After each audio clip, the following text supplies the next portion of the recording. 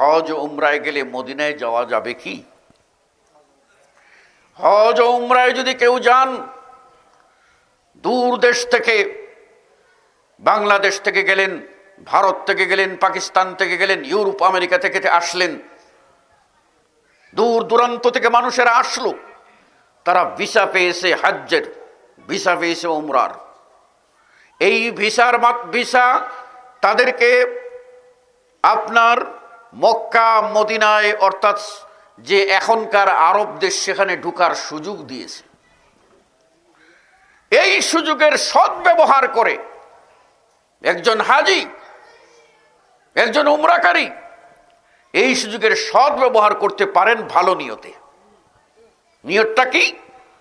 তিনি এই মর্মে নিয়ত করবেন যে মসজিদে নববীতে গিয়ে তিনি সালাত আদায় করবেন, মসজিদে নববীতে গিয়ে নামাজ পড়বেন, সালাত আদায় করবেন। সালাত আদায়ের নিয়তে সফর আল্লাহ নবী অনুমতি দিয়েছেন। আল্লাহ নবী বলেছেন, লা তুসাদ্দুর রিহাল ইল্লা ইলা সালাসাতি মাসাজিদ, তিনটি মসজিদ ছাড়া সবের উদ্দেশ্যে সফর করা যাবে না। প্রথমেই বললেন বাইতুল্লাহ, তারপরে বললেন মসজিদুল আকসা, তারপরে বললেন ও মসজিদি হাদা, আমার এই মসজিদ, মদিনার মসজিদ। এই মসজিদে কেউ যদি সালাত আদায়ের জন্য যায় তাহলে সুযোগ, আরেকবার ভিসা পাবে, আরেকবার যেতে পারবে, এরকম কোনো নিশ্চয়তা নাই, গ্যারান্টি নাই। সুযোগ পেয়েছি বাবা, তাহলে একবার যাই নবীর মসজিদে সালাত আদায় করি, করলে কি হবে? 1000 গুণের চেয়েও বেশি আমি নাকি পাবো। এই নিয়তে মসজিদ নববীতে যাবে, সালাত আদায় করবে, যতদিন সম্ভব সালাত আদায় করবে। এখানে বলা আছে একটি দুর্বল হাদিস, যার উপরে ভিত্তি করে একদল লোক 40 ওয়াক্ত মদিনায় নামাজ পড়ার চেষ্টা করেন। 8 দিন থেকে দৈনিক 5 ওয়াক্ত করে, 8 গুণন 5, 40 ওয়াক্ত সালাত আদায় করার নিয়ত করে যান। এই 40 ওয়াক্তের হাদিসটি জয়ীফ। আপনার সাধ্য মতো 1 দিন, 2 দিন, 4 দিন, 5 দিন, 10 দিন, 1 মাস, 2 মাস, 6 মাস, 1 বছর, 2 বছর, 6 বছর, এমনকি প্রিয় নবী সাল্লাল্লাহু আলাইহি ওয়াসাল্লাম বলেছেন, কেউ যদি মদিনায় মৃত্যুকে চায় তাহলে সে যেন সেখানে গিয়ে মৃত্যুবরণ করে। মদিনায় বাড়ি বানাও, মদিনায় গিয়ে মরো, সৌভাগ্যের ব্যাপার, সৌভাগ্যের ব্যাপার। কিন্তু মনে রাখতে হবে যে এটা নবীর কবর কেন্দ্রিক না, মসজিদ কেন্দ্রিক। পার্থক্য এই জায়গায়, মসজিদ কেন্দ্রিক সফর, কবর কেন্দ্রিক না। এবার যখন মদিনার মসজিদে আপনি চলে গেলেন, তখন আপনি সালাত আদায় করলেন, কোথায় চলে গেলেন? আপনি চলে গেলেন এমন জায়গায় যেখানে অতি নিকটেই রসুলের কবর। তখন আপনার উপরে আদব, আপনার উপরে ওয়াজিব, কাছে গেছেন সালাম দেন। কি বলেন? কাছে গেছেন সালাম দেন। এবার নবীর কবর গিয়ে সালাম দেন। নবীর কবরের সাথে আবু বকরের কবর, তাকে সালাম দেন রাদিয়াল্লাহু আনহু ওয়ারদা। আবু বকরের কবরের সাথে আপনার ওমর রাদিয়াল্লাহু আনহুর কবর, তাকে সালাম দেন। বেরিয়ে যান, সালাম দিয়ে বেরিয়ে যান। বেরিয়ে গিয়ে পারলে বাকি আল গরকত, মদিনার কেন্দ্রীয় কবরস্থান, সেই কবরস্থানে গিয়ে অনেক সাহাবীর কবর আছে, তাবেঈর কবর আছে, তাবির কবর আছে, এবং ইমাম মালিক সহ প্রসিদ্ধ ইমাম মালিক রাহিমাহুল্লাহ তার কবর আছে, আরো অনেক মানুষের কবর আছে। সেই কবরগুলিতে গিয়ে সালাম দেন। সাধারণ কবর জিয়ারত যেভাবে করতে হয় সেভাবে করুন, আর কিছু নাই। আরেকটা জিনিস আছে, সেটা হলো রওজা। রওজা আর কবর কি এক? অনেকেই বুঝে না, মনে করে রওজা আর কবর এক। ভুল। রওজা আর কবর এক নয়। রওজা সম্পর্কে রাসূল সাল্লাল্লাহু আলাইহি ওয়াসাল্লাম বলছেন, মা বাইনা মিম্বারি ওয়া বাইতি রাওযাতুম মির রিয়াদিল জান্নাহ। আমার মিম্বর থেকে আমার হুজরা পর্যন্ত মাঝখানের যে জায়গাটা, ওই জায়গাটা হলো জান্নাতের একটি টুকরা, জান্নাতের একটি বাগান, এটা রওজা। কাজেই পারলে সেখানে গিয়ে 2 রাকাত নফল পড়েন, এটা হলো রওজা। আর নবীর কবর হলো সম্পূর্ণ আলাদা। কবরকে রওজা বানাবেন না। অনেক সময় বলে রওজা মুবারক, নবীর কবরকে রওজা মুবারক বলে, অথচ নবী বলছেন আমার মিম্বর আর আমার হুজরার মাঝখানের জায়গাটা হলো জান্নাতের টুকরা, এটাই হলো রওজা। মানুষ ভুল করে যে সেই জায়গা না চিনে, চিনে কোথায়? নবীর কবরকে।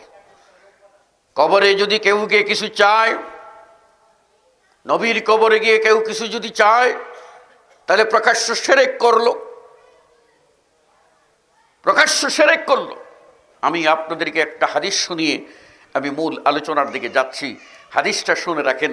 ওমর রাদিয়াল্লাহু আনহুর খিলাফতকালে একবার অনাবৃষ্টি দেখা দিল, খরা। খরা বুঝেন তো, বৃষ্টি হচ্ছে না। আমার কথা বুঝতে অসুবিধা হচ্ছে? খরা দেখা দিল। এখন খরা দেখা দিলে, বৃষ্টি না হইলে সাহাবারা কি করতেন? আল্লাহ নবীর কাছে যেতেন। নবী সাল্লাল্লাহু আলাইহি ওয়াসাল্লাম আল্লাহর কাছে দোয়া করতেন এবং সলাতুল ইস্তিসকা, বৃষ্টি প্রার্থনার সলাত আদায় করতেন, দোয়া করতেন। বৃষ্টি হতো। আল্লাহ নবী মসজিদে খুতবা দিচ্ছেন, এই সময় এক সাহাবী এসে বলল, ইয়া রাসূলুল্লাহ, ওনা বৃষ্টিতে সব পুড়ে ছাই হয়ে যাচ্ছে, এমনকি ছাগলকে কি খাওয়াবো কিচ্ছু নাই, সব তো ছাই হয়ে যাচ্ছে। আল্লাহ নবী সাল্লাল্লাহু আলাইহি ওয়াসাল্লাম মিম্বরে দাঁড়ানো অবস্থায় দোয়া করলেন, আল্লাহর কাছে বৃষ্টির প্রার্থনা করলেন। ওই সাহাবী বললেন, সালাত শেষ করে, নামাজ শেষ করে আমরা বাড়িতে ফিরেছি, কাপড় আমাদের বৃষ্টিতে ভিজে গেছে, বৃষ্টি শুরু হয়ে গেছে। বৃষ্টি হতেই চলল, হতেই চলল। পরবর্তী জুমায় আবার নবী খুতবা দিচ্ছেন, এমন সময় একজন ওই সাহাবী এসে বলেন, ইয়া রাসূলুল্লাহ, বৃষ্টি তো এতই হচ্ছে, বৃষ্টি তো এতই হচ্ছে, খেজুর পাতার ছাউনির ঘর বৃষ্টিতে ভিজে সব হয়ে গেছে লড়বড়, আমাদের অবস্থা তো খুব এই অবস্থা, একটু দোয়া করুন বৃষ্টি যেন একটু বন্ধ হয়। আল্লাহ নবী সাল্লাল্লাহু আলাইহি ওয়াসাল্লাম তখন বললেন, আল্লাহুম্মা হাওয়া আলাইনা ওয়ালা আলাইনা, আল্লাহ গো, বৃষ্টিটা আমাদের উপর থেকে সরিয়ে অন্য জায়গায় যেখানে দরকার সেখানে নিয়ে যাও, আমাদেরকে রেহাই দাও। সাথে সাথেই বৃষ্টি বন্ধ হয়ে যায়।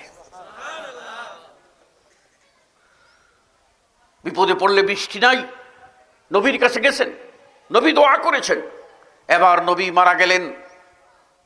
নবী মারা যাওয়ার পরেই 3 দিন আল্লাহ নবী সাল্লাল্লাহু আলাইহি ওয়াসাল্লামের তার দেহ মুবারক লাশ আয়েশার হুজরায় থাকলো এবং সাহাবাদের মধ্যে প্রথম বিতর্ক দেখা দিল। বিতর্কটা হলো এই, আল্লাহ নবীকে কোথায় দাফন করা হবে, আল্লাহ নবীকে কোথায় দাফন করা হবে।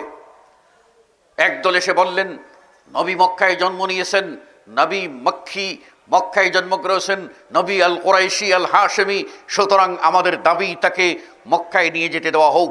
তাদের পৈতৃক ভিটা বাড়িতে, দেখেন না এখনো মানুষের সংস্কৃতি কি, হ্যাঁ, বাড়ির খবর নাই, বাপের খবর নাই, মায়ের খবর নাই, বংশের খবর নাই, আত্মীয় স্বজনের খবর নাই, রক্তের খবর নাই, সব ছেড়ে দিয়ে নিজে বিদেশ বিভুঁইয়ে আরাম করে থাকে। মরার পরে কয় বক্স বক্স করে নিয়ে আমার মায়ের পাশে, দাদার পাশে আমার কবর দিও, তাই না? ওরা দাবি করলো মক্কায় নবীকে নিয়ে যাবে। মদিনাওয়ালারা দাবি করলো, আরে মক্কার বাসী তোমরা তো সেখানে তাকে থাকতেই দাও নাই, আমরা আশ্রয় দিয়েছি, আমাদের এখানে তিনি এসেছেন, তিনি আমাদের এখানে এসে আলোকিত করেছেন, সুতরাং মদিনাই তার কবর হবে। আরেক দল এসে বললো, না না না, তোমরা এই বিতর্ক করো না, বেশিরভাগ নবীদের কবর হয়েছে ফিলিস্তিনে, বেশিরভাগ নবীদের কবর ফিলিস্তিনে হয়েছে, তাই আমরা বেশি নবীদের কাছে আমাদের নবীকে নিয়ে যাই, সেখানেও তাকে সমাহিত করে দেই। বিতর্ক হলো। আবু বকর রাদিয়াল্লাহু আনহু তিনি আসলেন, শুনলেন, আর পরে তিনি আল্লাহ নবীর একটা হাদিস বর্ণনা করে বললেন, শোনো, বিতর্কের সমাধান হলো হাদিস, বিতর্কের সমাধান হলো হাদিস। শুনে রাখো, প্রিয় নবী মুহাম্মদুর রাসূলুল্লাহ সাল্লাল্লাহু আলাইহি সাল্লাম বলে গেছেন, নবীরা যেখানেই মৃত্যুবরণ করেন তাদের সেখানেই দাফন করতে হয়। যেখানে মৃত্যুবরণ করেন সেই জায়গায় দাফন করতে হয়। আয়েশা রাদিয়াল্লাহু আনহা মাসআলাটা ভালো করে বুঝলেন, কারণ পৃথিবীর আল্লাহ নবীর সাহাবাদের ভিতরে দ্বিতীয় মুহাদ্দিস হলেন, প্রথম মুহাদ্দিস হলেন আবু হুরায়রা, সর্বাধিক হাদিস বর্ণনাকারী, আর দ্বিতীয় মুহাদ্দিস হলেন আয়েশা রাদিয়াল্লাহু আনহা। তিনি বুঝতে পারলেন আর তিনি বললেন, আমার এই হুজরার যেখানে রসুল শুয়ে আছেন সেই জায়গাটাই রসুলকে এখানেই কবর দেওয়া হোক, এবং অর্ধেক জায়গায় তিনি সরে গেলেন, সেখানেই তিনি থাকলেন। তারপরও সেই জায়গার ব্যাপার আলাদা আছে, আজকের আলোচনা আমার বিষয় না।